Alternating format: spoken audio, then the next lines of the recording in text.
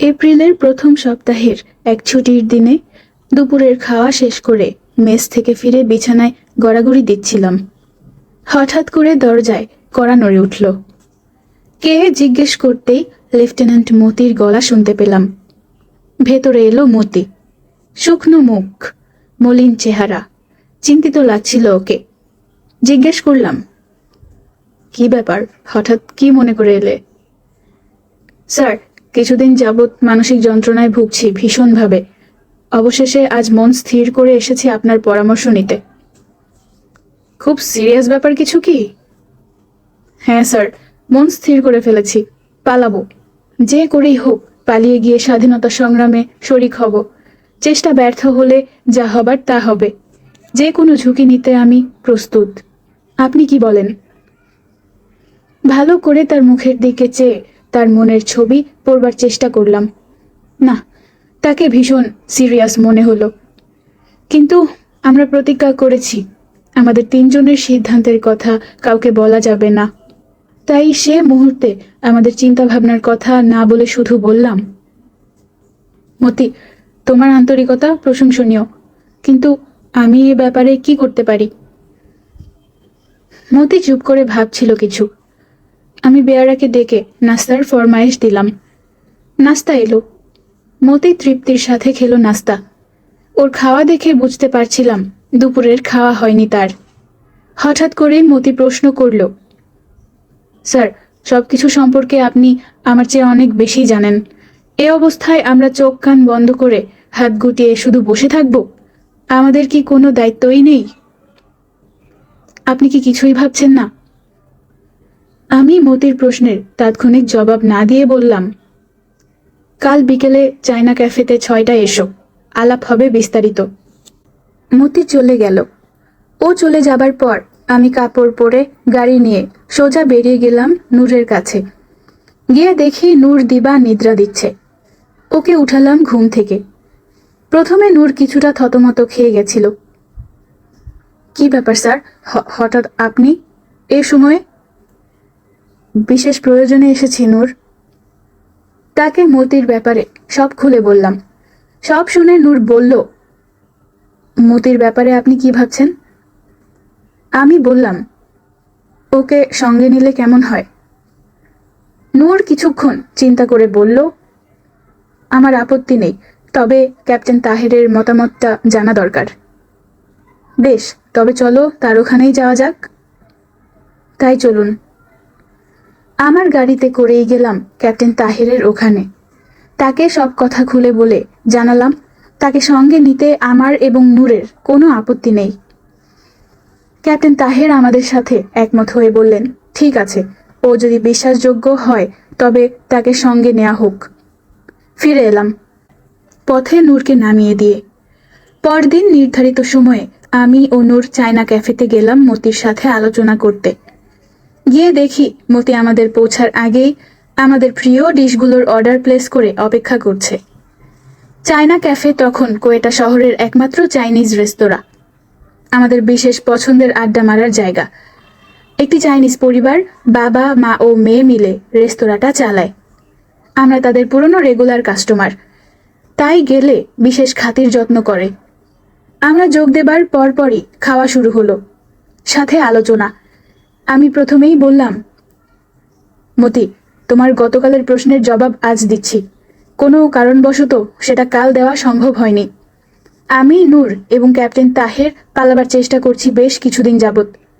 চমন বর্ডার দিয়ে পালাবার চেষ্টা করেছিলাম, কিন্তু ইএমই ব্যাটালিয়নের ঘটনার পর সে পরিকল্পনা বাদ দিতে হয়েছে। এখনো চেষ্টা করছি ভাওয়ালপুর থেকে ভাওয়ালনগর হয়ে রাজস্থান বর্ডার ক্রস করব।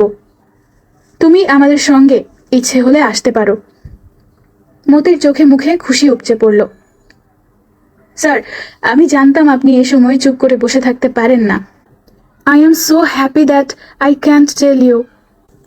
I am proud of you, sir. আমি পকেট থেকে ছোট্ট একটা কোরআন শরীফ বের করে তার উপর হাত রেখে ওকে শপথ নিতে বললাম।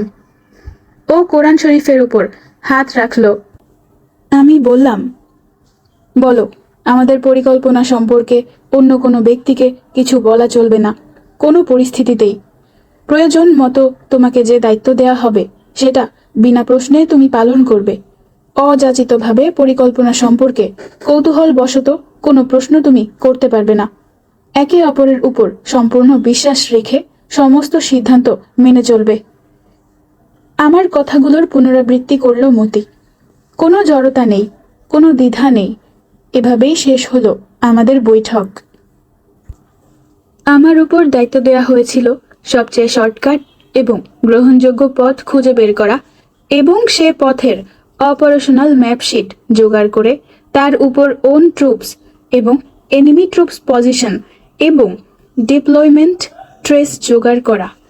তাছাড়া কম্পাস, বাইনোকুলার এবং পার্সোনাল ওয়েপন্স জোগাড়ের দায়িত্ব আমাকেই নিতে হয়েছিল লোকাল অফিসার হিসেবে। এর সবগুলোই আমার রেজিমেন্টে বিস্তর রয়েছে, কিন্তু ক্লাসিফাইড আইটেমস হিসেবে অপারেশনাল পারপাস ছাড়া এগুলো স্টোর থেকে বের করার হুকুম নেই। তাই অন্য পথ খুঁজে বের করতে হলো। ম্যাপ জোগাড় করার জন্য ঠিক করলাম ইনফ্যান্ট্রি স্কুলের ইন্টেলিজেন্স এর বাঙালি হাবিলদার শফিকের সাহায্য নেব। ছেলেটার সাথে কোর্স করার সময় বেশ ঘনিষ্ঠ হয়ে পড়েছিলাম। কোর্সে বাঙালি হয়েও ভালো রেজাল্ট করায় ও আমাকে বিশেষভাবে শ্রদ্ধা করত। ক্লাসের ফাঁকে ফাঁকে প্রায়ই ওর সাথে দেশ নিয়ে আলাপ হতো। ও অনেক কথাই বলতো আমাকে আপনজন ভেবে, বিশ্বাস করে। কোর্স করার সময় ও সবসময় আমাকে নানাভাবে সাধ্যমতো সহযোগিতা করত, অত্যন্ত আন্তরিকতার সাথে। এ সম্পর্কের পরিপ্রেক্ষিতেই আমি ঠিক করেছিলাম, দেখা যাক না চেষ্টা করে ও আমাকে ম্যাপের ব্যাপারে কোনো সাহায্য করে কিনা। একদিন ওকে খবর পাঠালাম আমার সাথে দেখা করতে। ও ঠিক এলো আমার মেসে। নানা ধরনের আলাপ আলোচনা হলো দেশ সম্পর্কে। এক সময় আমি ওকে বললাম, শফিক, তোমার কাছে আমি একটি ব্যাপারে সাহায্য চাই, যদি ভরসা দাও তবে বলি। ও যেন কিছুটা লজ্জা পেল। বলল, স্যার, আপনি আমাকে লজ্জা দিচ্ছেন কেন? আমি আপনার কোনো কাজে লাগতে পারলে নিজেকে ধন্য মনে করব। আপনি নির্দ্বিধায় বলুন, কি প্রয়োজন আপনার? আমি যা চাইব সেটা কোনো সাধারণ জিনিস নয় শফিক। বুদ্ধিমান তরুণ শফিক জবাব দিল, আপনি আমার কাছে কোনো সাধারণ জিনিস চাইবেন না সেটা আমি বুঝতে পেরেছি, তবুও আপনি বলুন, আমি আপনার জন্য কি করতে পারি? ম্যাপশিটের নম্বরগুলো তাকে লিখে দিয়ে বললাম, এগুলো আমার চাই। ম্যাপশিট নম্বরগুলো দেখেই বুদ্ধিমান শফিক হয়তোবা আজ করতে পেরেছিল আমার উদ্দেশ্য কি। আমার দিকে স্থির দৃষ্টি মেলে চুপ করে বসে থাকলো শফিক। কি যেন পরখ করে খুঁজে দেখছিল আমার মাঝে। ওকে চুপ করে থাকতে দেখে আমি বললাম, হ্যাঁ, আমি পালিয়ে যাবার চেষ্টা করছি, তাই এই ম্যাপশিটগুলো আমার প্রয়োজন। আমার কথা শুনে ও বলল, কিন্তু স্যার। জানি শফিক, তাতে যথেষ্ট ঝুঁকি রয়েছে। ব্যাপারটা ফাঁস হয়ে গেলে তোমার শাস্তিও হতে পারে। তাই যা কিছুই করার সিদ্ধান্ত তুমি নেবে সেটা ভেবেচিন্তে স্থিরভাবেই তোমাকে নিতে হবে। এ ঝুঁকি নেবার ব্যাপারে আমার তরফ থেকে কোনো বাধ্যবাধকতা নেই। তবে আমার অনুরোধ, এই ঝুঁকি তোমার পক্ষে যদি নেওয়া সম্ভব না হয় তবে তুমি অন্য কাউকে আজকের আলোচনা সম্পর্কে কিছু বলবে না। আশা করি তুমি এই অনুরোধ রক্ষা করবে। হাবিলদার শফিক আমার মুখের দিকে নির্বাক দৃষ্টিতে চেয়েছিল। কথা শেষ হতেই সে আমাকে আবেগে জড়িয়ে ধরে বলল, স্যার, আপনি আমাকে বিশ্বাস করেছেন। আল্লাহকে সাক্ষী রেখে বলছি, এ বিশ্বাসের অবমাননা জান থাকতে হতে দেব না। কাল বিকেল 5টায় খোকা বাজারে আমার সাথে আপনি দেখা করবেন। দেখি আমি আপনার জন্য কি করতে পারি। পরদিন বিকেল 5টায় আমি খোকা বাজারে নির্দিষ্ট স্থানে হাবিলদার শফিকের জন্য অপেক্ষা করছিলাম। প্রতিটি মুহূর্ত কাটছিল চরম উত্তেজনায়। 5 মিনিট 10 মিনিট হয়ে গেল 5টা বেজে। শফিকের দেখা নেই। শফিক কি তবে আসবে না? কোনো অঘটন ঘটল না তো? নাকি মুখের উপর না বলে আমাকে বিব্রত না করে আজ না এসে বুঝিয়ে দিল এ কাজ তার পক্ষে করা সম্ভব নয়। চুপচাপ দাঁড়িয়ে লোকজনের আসা যাওয়া দেখছিলাম আর নানা ধরনের কথা ভাবছিলাম। 5টা 20 হয়ে গেল। ভাবলাম শফিক আর আসবে না। চলে যাবার জন্য পা বাড়িয়েছি, হঠাৎ দেখি ত্রস্ত পায়ে শফিক হাঁপাতে হাঁপাতে ছুটে আসছে আমার দিকে। বাম হাতে একটি ঝোলা, ডান হাত উঁচু করে আমাকে ইশারায় তার আগমন বার্তা জানাচ্ছে। অল্প সময়ের মধ্যেই লোকের ভিড় ঠেলে ও আমার কাছে এলো। ওকে দেখে খুশি হয়ে উঠল মন। স্যার, সরি, একটু দেরি হয়ে গেল, ট্যাক্সি পাচ্ছিলাম না। হাঁপাতে হাঁপাতে বলল শফিক। বললাম, চলো কোথাও বসা যাক। মার্কেটের মধ্যেই সাজ্জি কাবাবের দোকানে গিয়ে বসলাম দুজনে। ইন্টার ইউনিট ম্যাচ ছিল আজ, দারুণ খেলা হয়েছে। তারপর 1 ঘন্টা হেভি এক্সারসাইজ করায় বেশ খিদে পেয়েছিল। আস্ত 2টো মুরগির সাজ্জির সাথে কড়াই কাবাব এবং নান অর্ডার দিয়ে বসলাম দুজনে। বেয়ারা খাওয়ার পট এবং কাপ রেখে গেল। কোনার দিকে একটি নিরিবিলি জায়গাতে বসেছিলাম আমরা। রেকর্ড প্লেয়ারে জনপ্রিয় ফিল্মি গান বাজছিল, ফলে আমাদের আলাপ করার সুবিধা হলো। পাশের টেবিলের লোকরাও আমাদের কথা কিছু শুনতে পাবে না।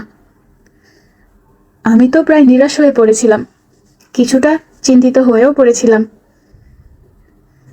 কি কষ্ট করে যে আপনার জিনিস হাসিল করেছি সে একমাত্র আল্লাহ পাকই জানেন। এতে ঝুঁকি আছে প্রচুর, কিন্তু আপনি দেশের জন্য প্রাণ দিতেও প্রস্তুত।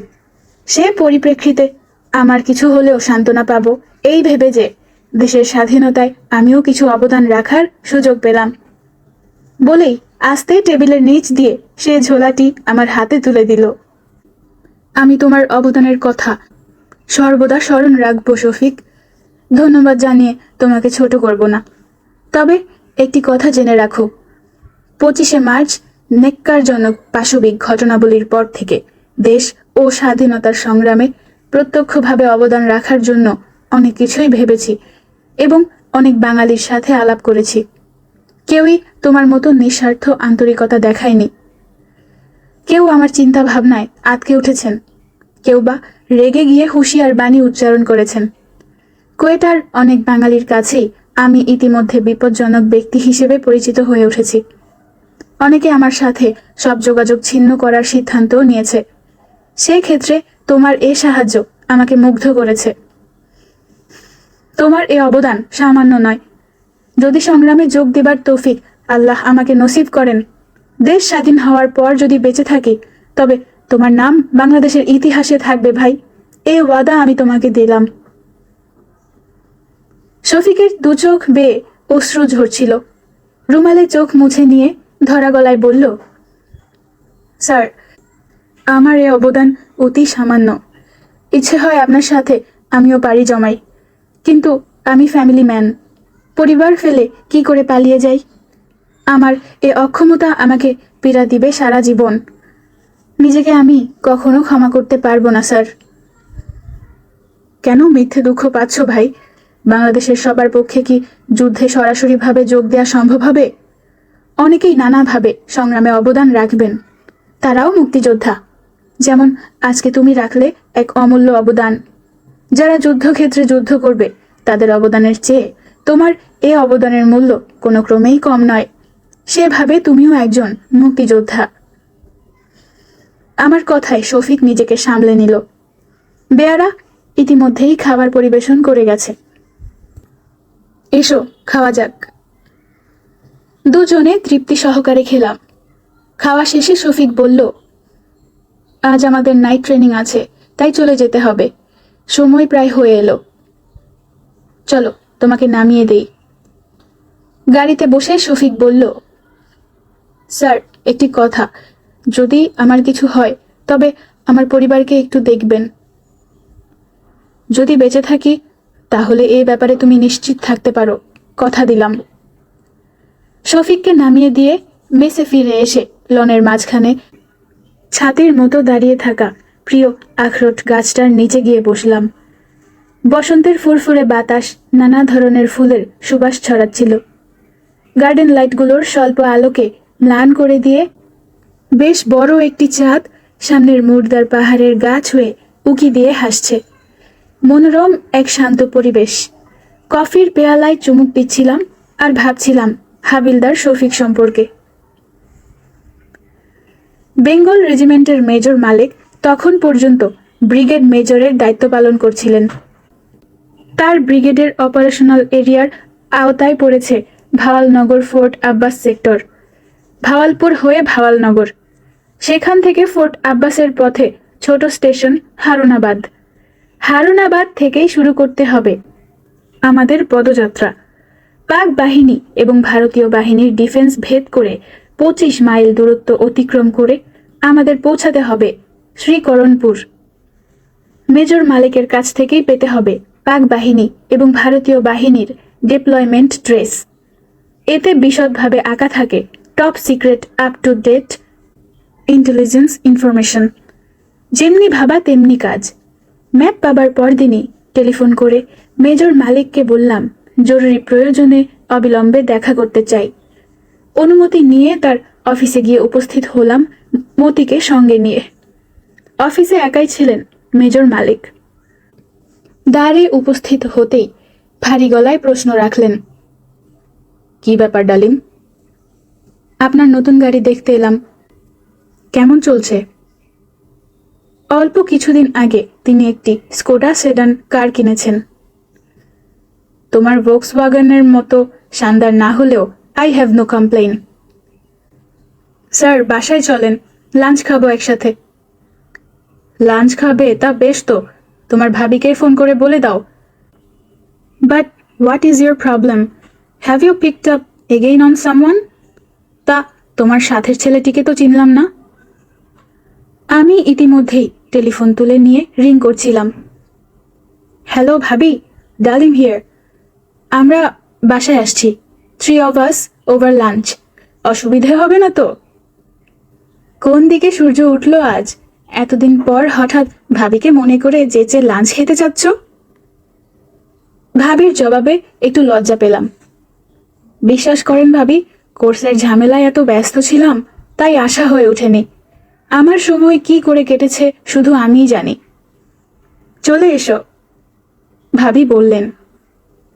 কথোপকথন শেষ করে রিসিভার নামিয়ে রেখে বললাম, all clear sir at the home front. ও হ্যাঁ, let me introduce lieutenant Moti from 3rd east Bengal. And Moti, this is major Malik from senior tiger. Moti major মালিকের সাথে হাত মিলিয়ে বলল, স্যার আপনার সাথে আগে দেখা হয়নি, কিন্তু আপনার কথা অনেক শুনেছি। প্রাণ খোলা উচ্ছল প্রকৃতির মেজর মালিক স্মিত হাসলেন। Moti is here for OWJTC. He has done pretty well in the course. বললাম আমি। You mean right away? কিছুটা আশ্চর্য হলেন মেজর মালিক। That's correct. এত চাকুরি করে কি আর হবে স্যার, বললাম আমি। চলো তবে। মেজর মালিক বাজার টিপলেন। PA এসে স্যালুট করে দাঁড়ালো। তাকে কিছু নির্দেশ দিয়ে মেজর মালিক তাকে বললেন তিনি অফিসে আজ আর ফিরছেন না। এরপর আমরা বেরিয়ে এলাম অফিস থেকে। বাসায় ফিরে ড্রয়িং রুমে বসে আলাপ শুরু হলো। Well now tell me what's up? প্রশ্ন করলেন major Malik. Sir, the matter is very serious and urgent, at the same time confidential. আমরা পালাবার সিদ্ধান্ত নিয়েছি, জবাব দিলাম আমি। অপ্রত্যাশিত জবাবে কিছুটা চমকে উঠলেন মেজর মালিক। চুপ করে বসে রইলেন কিছুক্ষণ। কিচেনে ভাবি রান্নাবান্না নিয়ে ব্যস্ত ছিলেন। জাস্ট আ মিনিট, বলে উঠে গেলেন মেজর মালিক। অল্পক্ষণ পর সিগারেট হাতে ফিরে এসে বললেন, কি জানো, my batman is not that reliable. তাই ব্যাটাকে পাঠিয়ে দিয়ে এলাম ক্যান্টিন থেকে সিগারেট আনতে। বুঝলাম আমার কথার গুরুত্ব উপলব্ধি করে তিনি প্রিকশন নেবার জন্যই এমনটি করেছেন। নাও দেন, আর ইউ শিওর? একরাশ প্রশ্ন তার চোখে। জি স্যার, এভাবে আর চাকুরি করার কোনো মানে হয় না। নিজের প্রতি ঘৃণা বাড়ছে। আজ আমাদের মতো লোকের প্রয়োজন স্বাধীনতার সংগ্রামকে এগিয়ে নেবার জন্য।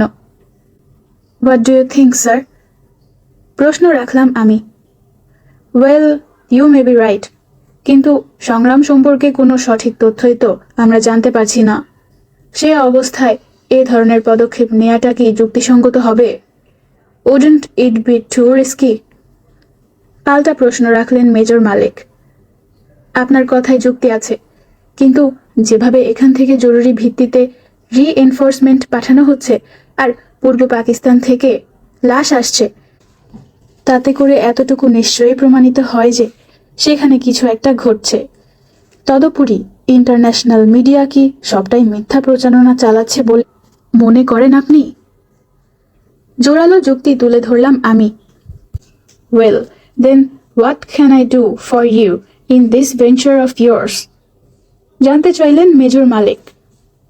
আমরা হারুনাবাদ থেকে শ্রীকরণপুর পৌঁছার চেষ্টা করব। সব দিক বিবেচনা করে এই পথেই সর্বোত্তম বলে বিবেচনা করছি আমরা।